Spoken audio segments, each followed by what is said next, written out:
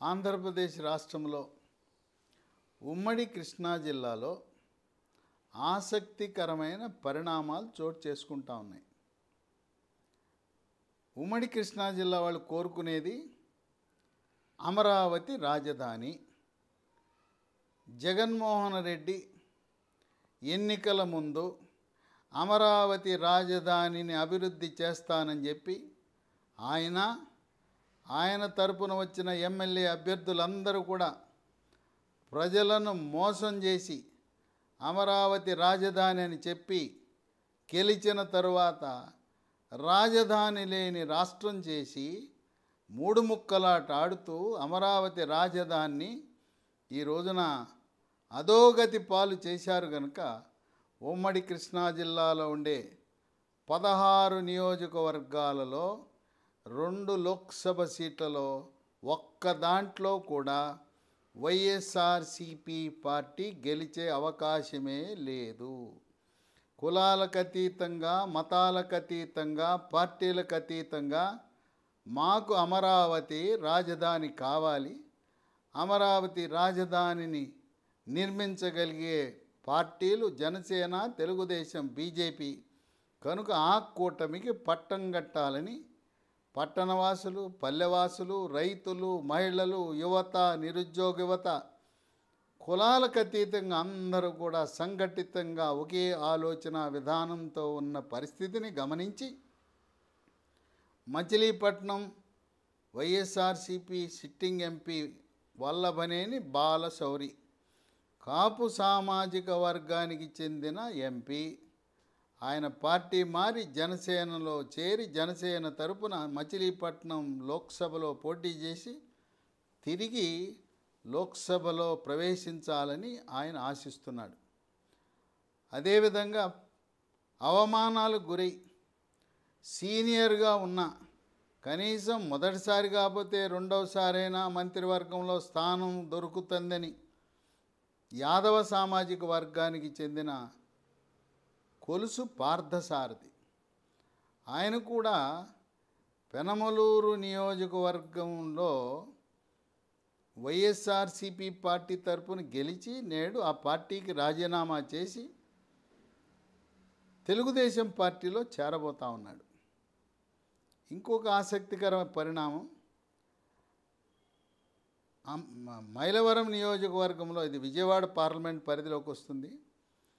అక్కడ వసంత కృష్ణప్రసాద్ కమ్మ సామాజిక వర్గం ఆయన ఖరాఖండిగా పత్రికా సమావేశంలో స్పష్టంగా చెప్పాడు, జగన్ కేవలం సంక్షేమమే చేశాడు, ప్రభుత్వం అప్పులు చేసి వచ్చిన డబ్బుల్ని బటన్ నొక్కుతూ సంక్షేమం ఏదో పర్వాలేదు, అభివృద్ధి శూన్యం, ప్రభుత్వము పరిపాలన అంటే 2 కళ్ళలా ఒక కన్ను సంక్షేమం, ఒక కన్ను అభివృద్ధి ఉండాలి, అభివృద్ధి అనేది సున్నా పెట్టేసి ఈరోజు ఆంధ్రప్రదేశ్ రాష్ట్రం అంటేనే ట్రేడ్ మార్క్ ఏంటంటే గుంతల రోడ్లు.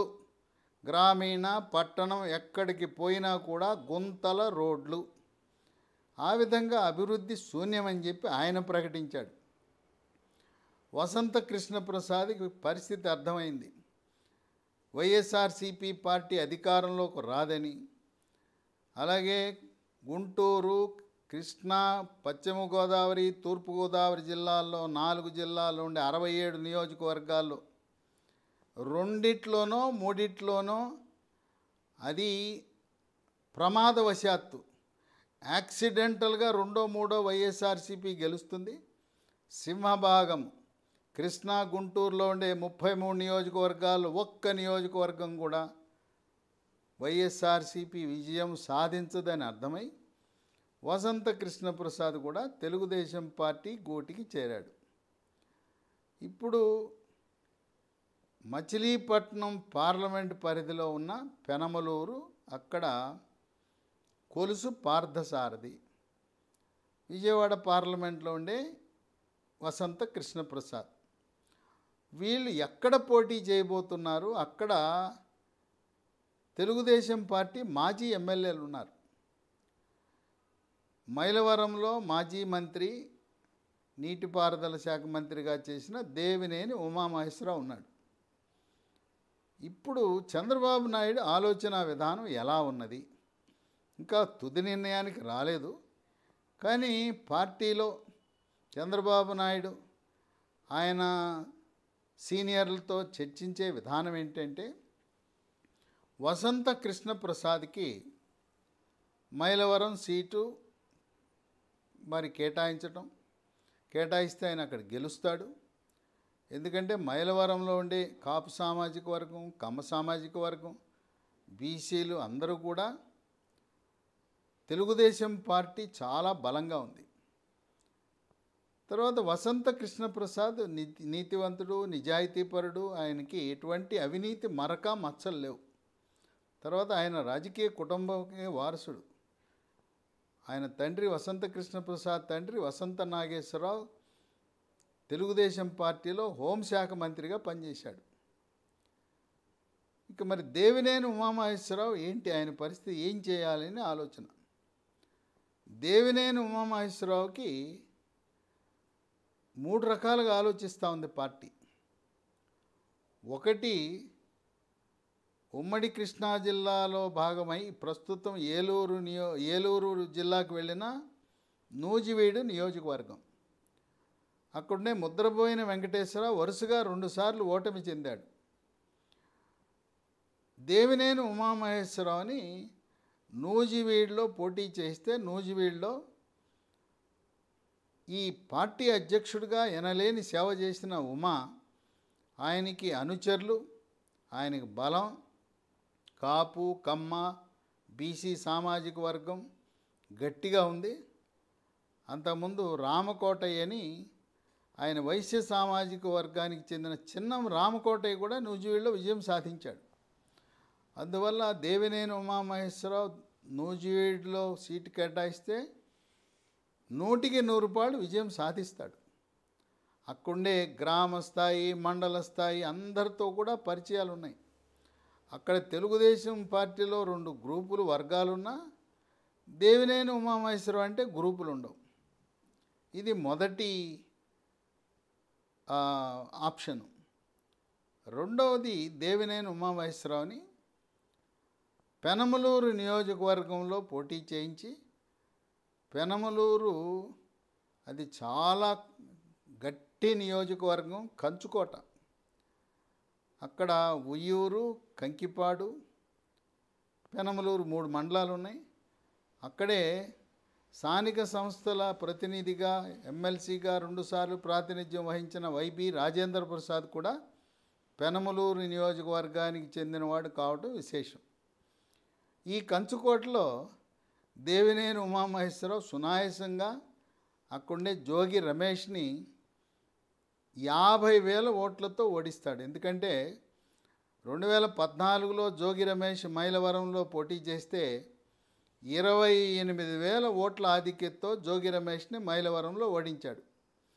మళ్ళీ 2014లో పోటీ పడ్డ ఇద్దరు పెనమలూరులో వైఎస్ఆర్సీపీ పార్టీ తరపున జోగి రమేష్, తెలుగుదేశం పార్టీ తరపున దేవినేని ఉమామహేశ్వరరావు అక్కడి నుంచి గెలుస్తాడు. ఇక మూడవ ఆప్షను పార్టీ ఆలోచన, దేవినేని ఉమామహేశ్వరరావు కష్టకాలంలో పార్టీ అధికారంలో లేనప్పుడు 2004 నుంచి 2014 వరకు తొలుత జిల్లా పార్టీ ప్రధాన కార్యదర్శిగా, తదుపరి జిల్లా పార్టీ అధ్యక్షుడిగా పార్టీని పోషిస్తూ, పార్టీకి జవసత్వాలు ఇస్తూ, పార్టీని సమన్వయపరుస్తూ ఇద్దరుండే ఎమ్మెల్యేలను మరి పార్టీ విజయం సాధించే దిశగా ఆ జిల్లాలో 13 నియోజకవర్గాల్లో విజయం సాధించే విధంగా పార్టీని వృద్ధి చేయటంలో సహకరించాడు. అందువల్ల దేవినేని ఉమామహేశ్వరరావుకి ఉమ్మడి కృష్ణా జిల్లాలో ఉండే 16 నియోజకవర్గాల్లో గట్టి పట్టు, గట్టి పరిచయాలు, తర్వాత ఏమైనా చిన్న అంతర్గత సమస్యలను కూడా పరిష్కరించగలిగే నేర్పరితనం. దేవినేని ఉమామహేశ్వరరావు కూర్చుంటే ఇరు వర్గాలు కూడా ఆయన చెప్పిన మాట వింటారు. అందుకని ఆయన్ని పోటీకి దింపకుండా 16 నియోజకవర్గాలను పర్యవేక్షిస్తూ సమన్వయపరుస్తూ పార్టీ అధికారంలోకి రాగానే ఆయన్ని మంత్రివర్గంలోకి తీసుకుని మళ్ళీ తను నిర్వహించిన నీటిపారుదల శాఖ మంత్రిగా బాధ్యతలు ఇచ్చి తరువాత శాసన మండలి సభ్యుడిగా చేద్దామనే ఆలోచన. ఇంకా చంద్రబాబు నాయుడు ఒక నిర్ణయానికి రాల. కష్టకాలంలో చంద్రబాబు నాయుడు వెంట రాముడికి ఆంజనేయుడు ఎలా ఉంటాడో హనుమంతుడు ఆ విధంగా పనిచేసి ఇష్టం లేకపోయినా కష్టమైన నష్టమైన చంద్రబాబు నాయుడు ఆజ్ఞలను శిరసావహించే నాయకుడు దేవినేని ఉమామహేశ్వరరావు. అందువల్ల వాళ్ళ ఇద్దరి మధ్యలో చంద్రబాబు నాయుడు దేవినేని ఉమామహేశ్వరరావు మధ్య ఉండే కెమిస్ట్రీ చాలామందికి అర్థం కాదు. ఆ విధంగా ఆయన యొక్క సేవలను వినియోగించుకోవడం జరుగుతుంది. చంద్రబాబు నాయుడు ఎప్పుడు కూడా మనం ఎలా గెలుస్తాం, గెలిచిన తరువాత క్యాబినెట్ కూర్పు గురించి ఆయన ఎప్పుడు ఆలోచిస్తూ ఉంటాడు. ఎందుకంటే కులాల మధ్య సమతుల్యత, జిల్లాల మధ్య సమతుల్యత చాలా ప్రాధాన్యం. ఇప్పుడు మళ్ళీ ఎవరికైతే ఏ శాఖలో అనుభవం ఉందో ఆ శాఖే అప్పచెప్తాడు ఆయన చంద్రబాబు నాయుడు. ఏ శాఖలో నైపుణ్యం గడించి చక్కగా నిర్వహించారో పట్టుందో ఆ శాఖలు అప్పచెప్తారు. ఇప్పుడు నెల్లూరు సిటీ నుంచి నారాయణ విద్యా సంస్థల మాజీ చైర్మన్, వ్యవస్థాపక చైర్మన్ పొంగులేటి నారాయణ గెలుస్తాడు. గెలిచిన తర్వాత మళ్ళీ ఆయన అమరావతి రాజధాని అభివృద్ధికి అలాగే మున్సిపల్ శాఖే అప్పచెప్తారు. అట్లాగే కామినేని శ్రీనివాస్ భారతీయ జనతా పార్టీ తరఫున పోటీ చేసి గెలిస్తే ఆయన వైద్య ఆరోగ్య శాఖలో చక్కగా నిర్వహించాడు, డాక్టరు, మళ్ళీ ఆయనకి అదే ఇస్తారు. అదేవిధంగా నీటిపారుదల శాఖ రాయలసీమలో గాలేరు నగరి, హంద్రీ నీవా, ముచ్చుమరి ఎత్తిపోతల పథకాలు అక్కడికి వెళ్ళి రాత్రిపూట కాలవగట్ల మీదే బస చేసి పనులు పూర్తి చేయించాడు దేవినేని ఉమామహేశ్వరరావు. అందువల్ల మళ్ళీ ఆయన కాబోయే క్యాబినెట్లో తప్పకుండా దేవినేని ఉమామహేశ్వరరావు మంత్రిగా ఉంటాడు. ఎమ్మెల్యేగా పోటీ చేసినా, పోటీ చేయకపోయినా, నూజివీడులో పోటీ చేసినా, పెనమలూరులో పోటీ చేసినా ఆయన దేవినేని ఉమామహేశ్వరరావు చంద్రబాబు నాయుడికి అత్యంత సన్నిహితుడు, ఆప్తుడు. ఈ విధంగా మంత్రివర్గాల గురించి ఆలోచించినప్పుడు ఆయనకి చంద్రబాబు నాయుడు ఎప్పుడు కూడా మత్స్యకారులకు ప్రత్యేక స్థానం కల్పిస్తారు. ఎవరు ఆలోచించిన విధంగా బెస్త సామాజిక వర్గం, అగ్నికుల క్షత్రియులు దాదాపు 60 లక్షల ఓట్లు, 80 లక్షల జనాభా ఉన్నారు. అక్కడ శ్రీకాకుళం నుంచి ఇచ్చాపురం నుంచి తడ వరకు కోస్తా అంతటా కూడా అన్ని నియోజకవర్గాల్లో దాదాపు 35 నియోజకవర్గాల్లో విస్తరించి ఉన్న మత్స్యకార సామాజిక వర్గాన్ని దృష్టిలో పెట్టుకుని కృష్ణా జిల్లాలో ఆ సామాజిక వర్గానికి చెందిన కొల్లు రవీంద్రకు క్యాబినెట్లో స్థానం కల్పించాలి. పైగా కంటిలో నలుసులా ఉండే పేర్ని నాని కుమారుడు పేర్ని కిట్టును ఓడగొట్టి శాసనసభలో ప్రవేశించినందుకు, పైగా ఆయన ఏకైక మత్స్యకార సామాజిక వర్గ ప్రతినిధి కనుక సౌమ్యుడు, చక్కగా పనిచేస్తాడు, లాయరు, విద్యాధికుడు కనుక కృష్ణా జిల్లా తరపున కొల్లు రవీంద్రకి ఇచ్చినప్పుడు అదే మచిలీపట్నం పార్లమెంట్లో ఉండే కొలుసు పార్థసారథిని పెనమలూరు కూడా అదే జిల్లాకు వస్తుంది. అందువల్ల కొలుసు పార్థసారథిని పెనమలూరు కాకుండా నూజివీడుకు పంపటం ద్వారా 2 ప్రయోజనాలు ఉన్నాయి. ఒకటి, నూజివీడులో యాదవ సామాజిక వర్గం చాలా అధికంగా ఉన్నారు, పెనమలూరు కంటే కూడా అధికంగా ఉన్నారు. నూజివీడులో కాపు, కమ్మ, యాదవ సామాజిక వర్గం 3 సామాజిక వర్గాలు ఇతరులు దీవిస్తే సునాయాసంగా కొలుసు పార్థసారథి విజయం సాధిస్తాడు. పైగా ఏలూరు పార్లమెంటుకి తెలుగుదేశం పార్టీ తరపున గోపాల్ యాదవ్ అనే అభ్యర్థి పోటీ చేస్తున్నాడు. కనుక నూజివీడులో పార్థసారథి ఉండటం వల్ల గోపాల్ యాదవ్ యొక్క విజయం నల్లేరు మీద నడకవుతుంది. వైఎస్ఆర్సీపీ పార్టీ తరపున ఏలూరు పార్లమెంటుకి ప్రస్తుతం మంత్రిగా ఉన్న కారుమూరి నాగేశ్వరరావు కుమారుణ్ణి ఏలూరు పార్లమెంట్లో పోటీ చేస్తున్నారు. ఇద్దరు యాదవుల మధ్య పోటీ. ఇంకో విషయం ఏంటంటే, ఉమ్మడి కృష్ణా జిల్లాకి చంద్రబాబు నాయుడు మనస్సులో ఇద్దరు మంత్రులు ఉన్నారు ఆల్రెడీ. ఒకరు కొల్లు రవీంద్ర, రెండు దేవినేని ఉమామహేశ్వరరావు. కనుక కొలుసు పార్థసారథిని ఉమ్మడి పశ్చిమ గోదావరి జిల్లా పరిధిలోకి వెళ్ళిపోయిన ఏలూరు జిల్లాకి వెళ్ళిన ఈ నూజివీడు, కైకలూరు. అందువల్ల ఉమ్మడి పశ్చిమ గోదావరి జిల్లా ప్రతినిధిగా మంత్రివర్గంలో కొలుసు పార్థసారథి యాదవ సామాజిక వర్గం, ఆయన మనసులో మరొక అభ్యర్థి ఆచంట నుంచి పోటీ చేసి గెలవబోయే పీతాని సత్యనారాయణ. పితాని సత్యనారాయణ వైఎస్ రాజశేఖర రెడ్డి క్యాబినెట్లో ఆరోగ్య శాఖ మంత్రిగా పనిచేశాడు, సీనియర్. ఏ విధంగా అయితే మత్స్యకార సామాజిక వర్గాన్ని గౌరవిస్తాడో శెట్టిబలిజ సామాజిక వర్గానికి సముచిత స్థానం, న్యాయం, వాళ్ళకి మంత్రివర్గంలో స్థానం. కనుక కృష్ణా జిల్లాలో 2, ఉమ్మడి పశ్చిమ గోదావరి జిల్లాలో 2, ఒకటి కొలుసు పార్థసారథి మంత్రి, ఇంకోటి పితాని సత్యనారాయణ, ఇద్దరు బీసీలే. మరి భారతీయ జనతా పార్టీ తరపున వెళ్ళే ఇద్దరు ప్రతినిధుల్లో కామినేని శ్రీనివాస్, ఈయన కూడా కైకలూరు నియోజకవర్గం ఉమ్మడి కృష్ణా జిల్లాకు చెందిన, ప్రస్తుతం ఏలూరు జిల్లాకు వెళ్ళింది. ఆయన 2 జిల్లాలకు ప్రతినిధిగా ఉంటాడు. అటు పశ్చిమ గోదావరి జిల్లా, ఏలూరు జిల్లా, లేదు ఉమ్మడి కృష్ణా జిల్లా. ఆ విధంగా కొలుసు పార్థసారథిని పెనమలూరు కాకుండా నూజివీడులో పోటీ చేయించే అవకాశాలు మెండుగా ఉన్నాయి. ఆయనని గౌరవించే విధంగా మంత్రివర్గంలో ఎవరెవరిని పెట్టుకోవాలనే ఆలోచన ఆ బీ ఫార్మ్ ఇచ్చేటప్పుడే ఆలోచిస్తాడు చంద్రబాబు నాయుడు. ఎందుకంటే ఆయన అనుభవం 14 సంవత్సరాలు ముఖ్యమంత్రిగా చేసిన అనుభవం, కులాల పట్ల అవగాహన, ప్రాంతాలు, నియోజకవర్గాల పట్ల అవగాహన. కనుక కథ సుఖాంతం.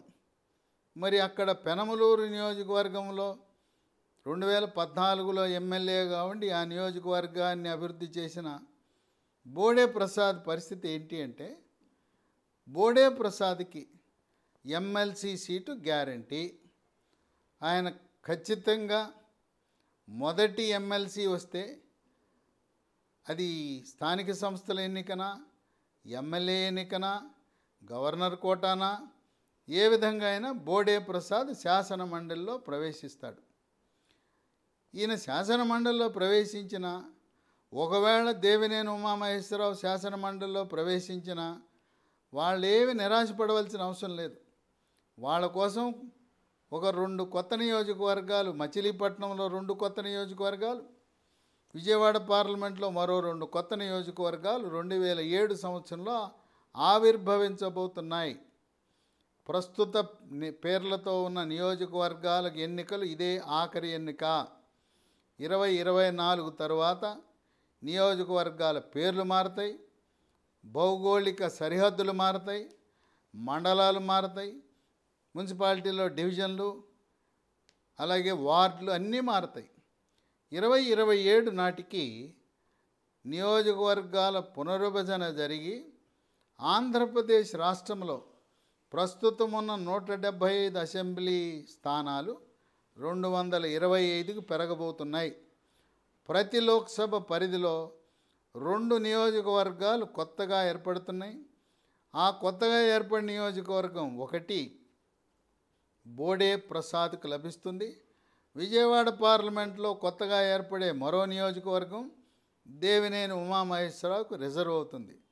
అయితే విశేషం ఏంటంటే 29లో 3వ వంతు స్థానాలు మహిళలకు రిజర్వేషన్ చేయటం జరిగింది.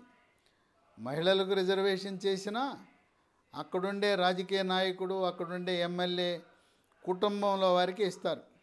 భార్యక, కుమార్తెక, కోడలక, ఈ విధంగా ఆ రాజకీయ నాయకుడు కోరుకున్న విధంగా ఆ కుటుంబంలోనే మహిళా రిజర్వేషన్ అమలవుతుంది. ఒకవేళ దేవినేని ఉమామహేశ్వరరావు ఆయన చేపట్టిన నియోజకవర్గం మహిళా రిజర్వేషన్ ఉంటే ఆయన భార్య అవుతుంది. ఆ విధంగా భార్యలు కుమార్తెలు కూడా పోటీ చేసిన రాజకీయం నడిపేది మాత్రం వీళ్ళే అవుతారు.